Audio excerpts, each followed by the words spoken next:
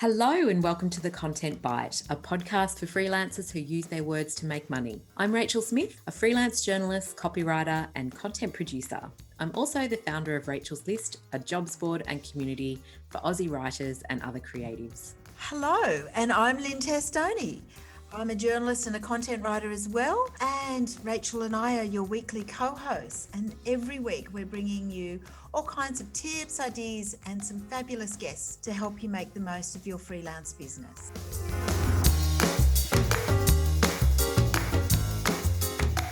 Well, hello. It's great to be back here on the pod with another great guest.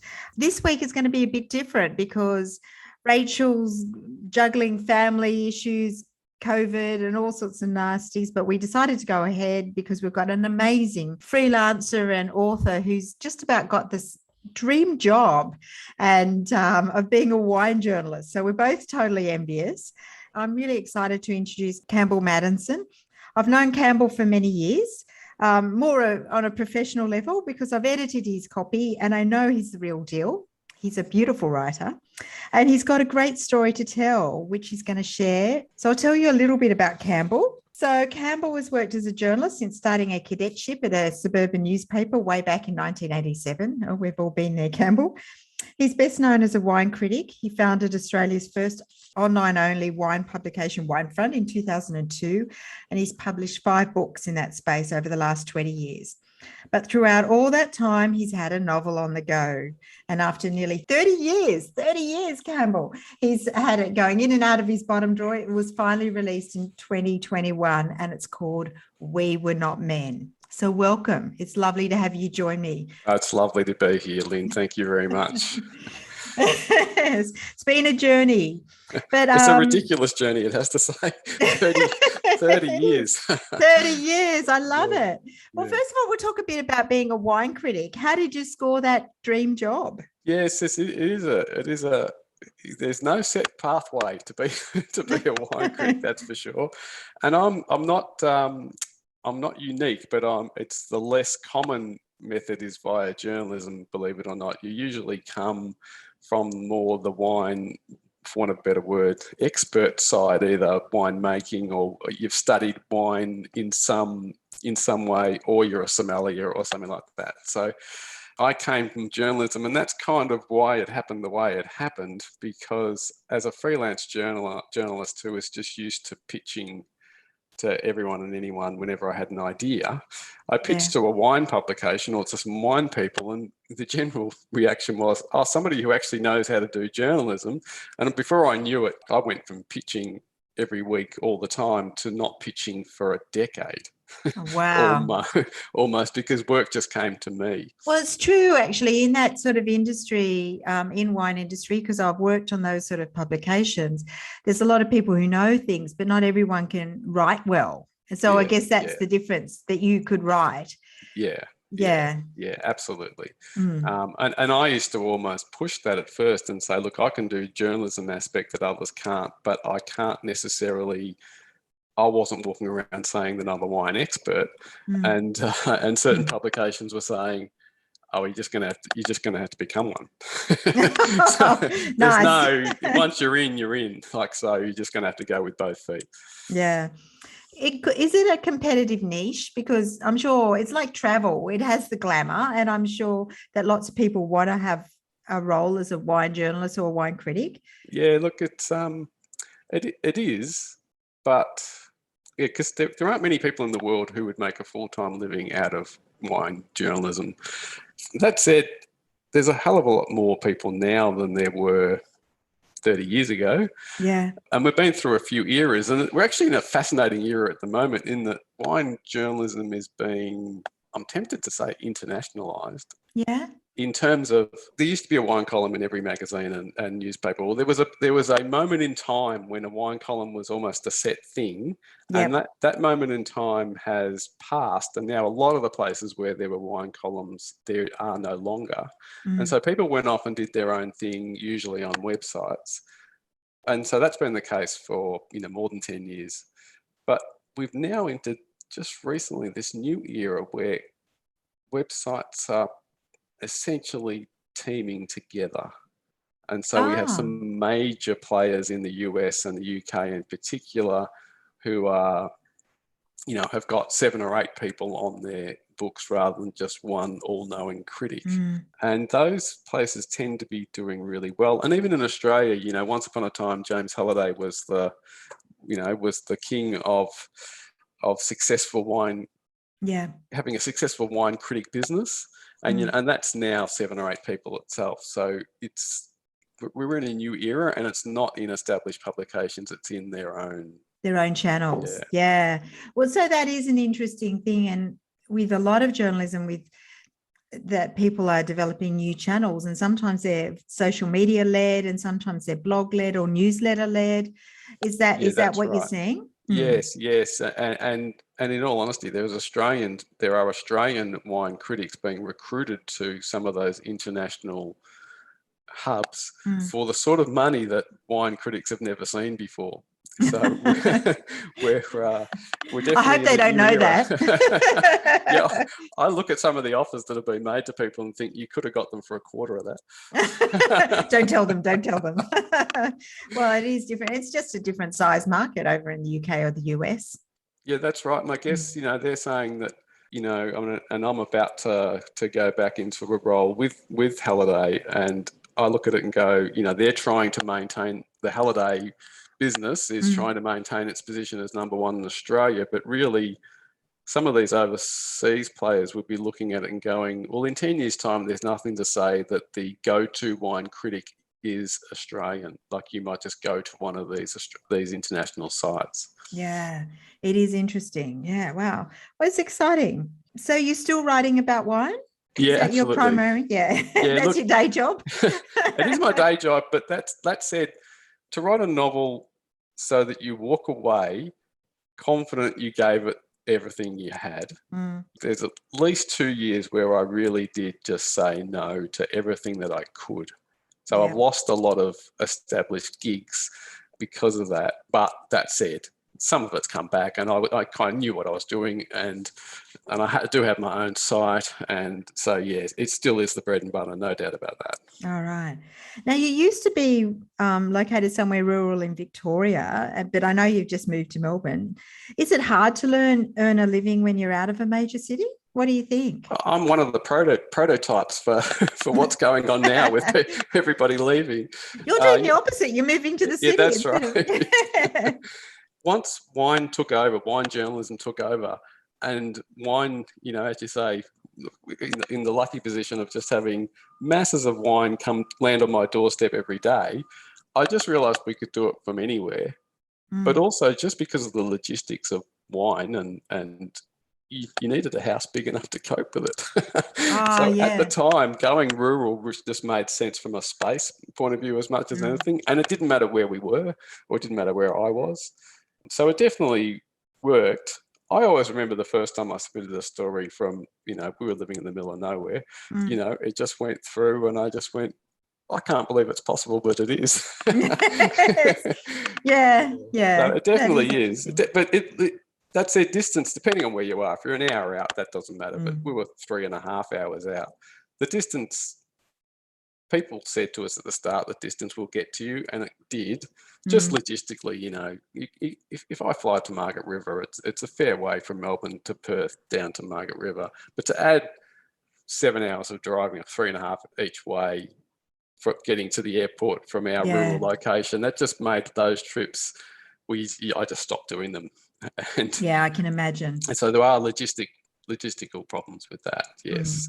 Yeah, I can imagine. Okay, let's talk about the novel, because I loved it. We Were Not Men is the name, and we established earlier that it's published by HarperCollins. And I've read it, and I just thought it was wonderful. It really captures the voice of a teen boy as well as a community of rural Victoria. Tell me the story about how it came out. It literally was a 30-year journey. And just to put that in context, I know the week that I wrote the first word, and that's 10 years before my son was born, and he's now finished university. So that's how long it took. Yes. But I started writing, and I know the week that I started, because I started writing it the week that a teenage friend of mine who was a hero to us because we thought he was going to make it and be this great footballer or this great sports person. And he was so good that we stopped competing against him and just marveled and loved how good he was. Like he used to set himself challenges. In a football sense, he used to deliberately get the ball on the full back line and challenge himself to run the whole length of the field, like beat the whole opposition. Wow. Yeah, he'd set himself that challenge. That's how good he was. Without knowing it, we saw him as kind of, he's our chance of making it. You know, he's the one of us who's going to be someone and we're going to be saying we knew him. You know, we grew up with him. And then when he died tragically, and he was one of twins, and he died tragically in an accident on a river. And so in the aftermath of him, the very week that he died, I started writing a story about twins who live on a river and some tragedy around in their life. And so that was the birth of the novel. It just, and I actually wrote that first draft really, really quickly, as in 6 months later, I had 150,000 words or 160,000 words. And there was this character in the book called Bobby, who was the grandmother of these twins. Yep.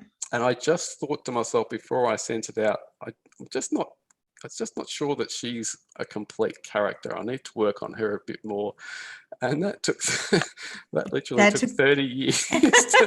And I just think I needed to get older in a way. Like, you could argue, why didn't you just go on and do other things? And I guess you do, but I didn't go on and do other fiction. Yes, and I guess that with the time you could start to relate to her story as being older and looking after these twin boys after this tragedy. Is that what it was? The perspective? Yeah, absolutely. Yeah. I started off, it was entirely, I identified with, and it was entirely the story of these boys. And in my mind, at least, it became it remains their story because it's first person from one of the boys, but it became a story of their grandmother in my mind. Yes. She kind of stole the show, but in her own peculiar way. Yeah, no, I'd agree with that after reading it. She is a great character, and she does get more developed because you're seeing her from the boys' eyes. And I guess that's the same as when you grow up, is that you see adults as a bit more cardboard figures at the beginning, but as you grow up, you see the complexity of them. And certainly her character becomes more interesting and more complex and more full, as you say. So that's a great analogy. The book has been a big success too. It's funny, sitting in your drawer for 30 years and it's done really well, hasn't it? I am happy. It's a funny feeling, actually. It was hard. It was almost hard to release it in a funny way. Like I've had these characters as almost my best friends for a long time, and to let them out and have other people judge them, like they were in my mind and secure there. Yes, it's almost like letting go of a child as they become an adult. It was, I can imagine. Yeah, and I think when you look at that, maybe perhaps sometimes people would read the story and take a totally different view of those characters, and that's quite hard, is it? Oh, it is. But what's been really remarkable is people are so astute. Oh, are they? And I've had just unbelievable feedback from people who really, they fell in love with the book, and they come back and they almost give an analysis of the book, and everything they say is true, but there's almost 20% of their analysis that I hadn't thought of myself. I go, that's just remarkable what you've just pointed out there. Oh, you're cleverer than you thought you were. Is that it? No, they notice. It's not necessarily that I hadn't done it deliberately. They just notice. I guess they just notice things that I would never have noticed myself. Overtly. It's just, it's been really interesting. Oh, fantastic.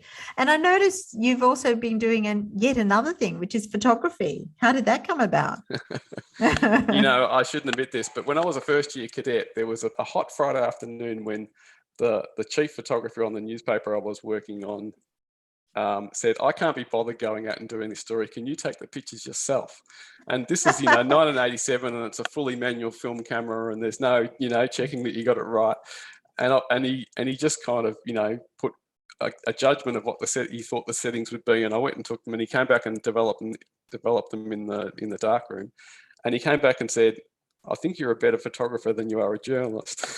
No, sort of like a interesting backhanded compliment, yes. Yeah, that's right. I don't think he had much regard for me as a journalist.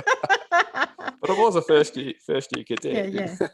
But I have always been interested in it. But the last 4 or 5 years, I've really, and partly because of technology being where it's at, it's kind of a wonderful time to be a photographer. Yeah. Because I mean, everyone's got a camera in their pocket, but cameras, whilst they still have are annoyingly backward, some of their aspects are just, for the everyday person, they're just wonderfully effective. Is this a way that you relax or de-stress, like taking photos? Does it provide a bit of balance in your life?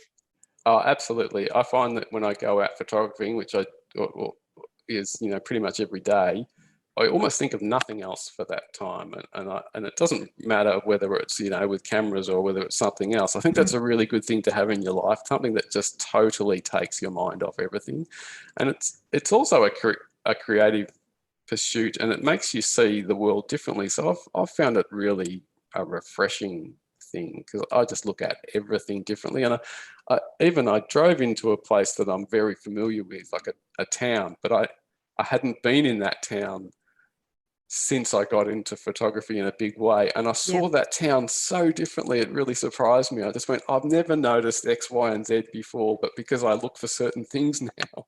Yeah. It's, Oh, that is interesting. Yeah. I actually think as a writer, it's unlocked me a bit, just because of that looking at things differently aspect, because you start looking for light, and then once you make that leap, that changes everything. But then you start looking for other things that as I say, that you wouldn't normally look for.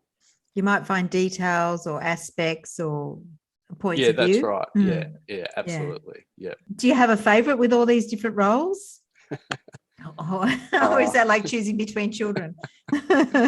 My straight out favorite would be photography at the moment, but that said, I'm well aware that writing is what I'm best at. Yeah. And in a career sense, I've found it really difficult. I would argue that I found it really difficult. Well, this is the phrase that always goes through my head. I'm playing my career to other people's strengths. Yeah. And so I'm always trying to get things onto my strengths. It's not that I can't do them. And so even in a wine writing viewpoint, telling stories would be my strength, and maybe there's a certain word length where I'm at my best. Actually writing 50-word reviews of wines, there are people who can do that better than me, because I can finesse the writing of that, but at the same time, that's a hard place to show what you do as a writer, and that's really a tasting exercise. That's a palate exercise, not as much as it is a writing exercise. Yeah. And a lot of my adult life has been wine reviewing, and I go, I'm competing against people with much better palates than me, but I think I can outwrite them. And how can I get it? It's always been that get struggle it into to your get sweet it spot. into my strengths and not to their strengths. Yeah. Oh, that's interesting. Yeah. So what does your average day look like? What are you working on at the moment? My average day does involve opening, 20 bottles of wine. So everybody listening now will have great envy. Yes. And 20 bottles would be kind of a standard number of bottles that I would open per day, but there are people in my profession whose 20 would be a starting point. So that's not seen as a lot. I do go out photographing every day, pretty much just taking pictures of anything, and more trying to set up pictures. Like it's like everything, the more you plan, the better the results. Yeah. I've never been a great planner, but particularly with photography, there's great off the cuff street photography stuff, but the more you plan, the better it will be. And I've always written, if I was going to write creatively, I've always written late at night, which gets harder as you get older because you get tired. Yes. But that would be when everyone else has gone to bed. That would be when I would write creatively. Yeah, because you've got a family, although you said you've got a son in uni. Are they sort of mostly grown up? Yes, they are. Yeah. So you get your evenings back again. Well, that's right. That's not to say they're not still causing trouble. They always will be. One of the things we usually ask on the podcast is about people's tech tips. And because we find that everybody has different tools of the trade and we learn from different people, are there things that you find really useful in your day-to-day? Obviously, you've got your camera. Yes. Look, it's chats like this that make you do a bit of self-analysis. And I go, I can't think of anything off the top of my head, and I should have something. So I want to ask you what I should be using. Where do you? Well, I guess one of the things photographers often, they've got very clever ways to store their photographs. Yes. What do you look for? Yeah. Cloud storage? Look, I do use Adobe system, and I do use Lightroom system, and so Lightroom comes through onto my phone app as well, and so the closest thing I have to a nifty app is Lightroom, which flows through computer, laptop, and phone, and iPad if you use an iPad, and that is great. But I think, and so I've gone through eras of storage in terms of how I arrange things and confine things, because when you're starting to have tens of thousands rather than hundreds, then it gets, you really need to be able to find things a bit quicker than that. Oh, yeah. But then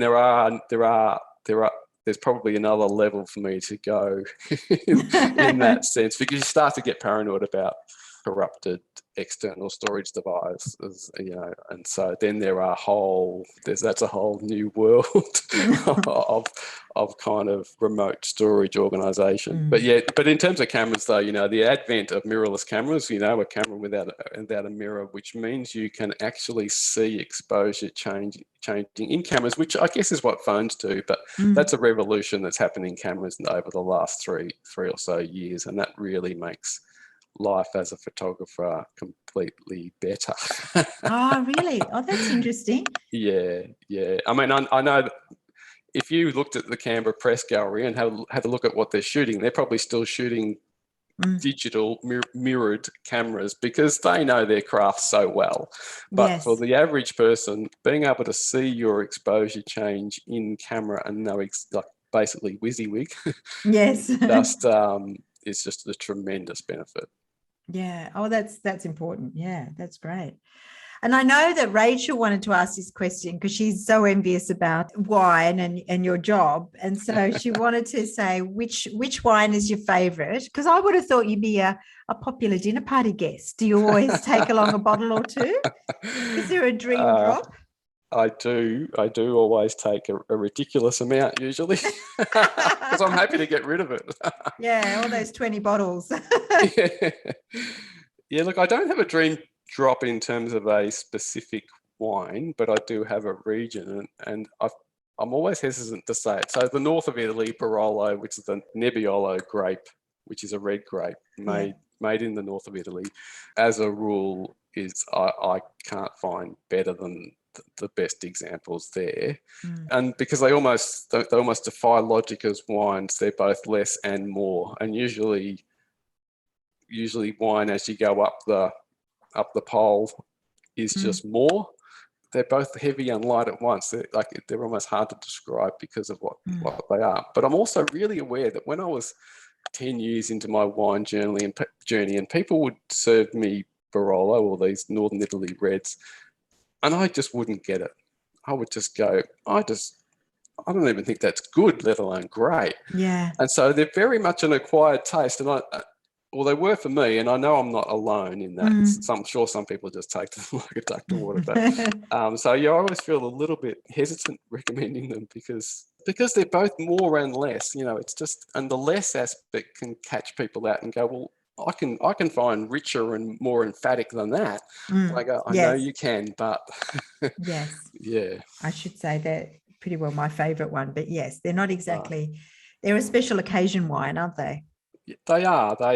Yeah, I feel for Australian producers trying to do that style because, gee, that's a hard road. It is. Well, you need generations of training almost sometimes for some of that subtlety of that sort of wine. Yeah, absolutely. Yeah. Well, that's very nice. Thank you. So where can people find out more about you and what you do? Look, I guess that my website, campbellmattinson.com, is probably the place, but I'm one of these people who, for some reason, my Instagram account stopped working at some stage. So I've had to start again, and I'm still bemused as to why. Yes, and good luck getting any help with that from Instagram. That's right. I know. Well, you do get help. The help is you must have violated our terms of use or whatever it is. And I looked at the terms and went, well, I didn't do any of those things. So where do I go now? But yeah. So I do have campbell.mattinson Instagram handle. But I will put links to all of those in the show notes, as well as maybe a link to the book, maybe through, one of the online retailers like Booktopia as well. If anyone wants to read the novel, which I can highly recommend, and it is a beautiful read. And I do think it does evoke that sort of rural Victoria. Was that part of what you wanted to do, or is that just what you know? No, absolutely. Even in my wine writing, when I'm at my best, which isn't every day, but when I'm at my best, landscape was almost the main appeal for me to start writing about wine, is all people in their landscape. And so landscape in We Were Not Men was really, really important. And so bringing that to life was one of the main goals. Oh, fantastic. Well, thank you so much for spending time with me today. I really appreciate it. It's lovely to connect again. And we'll put all those details on how to find you in the show notes, and see everybody again next week. Thanks, Campbell. Thanks, Lynne. And sorry, Rachel couldn't be here. She'll be sad when she listens to the chat, I'm sure. Thanks. Thank you.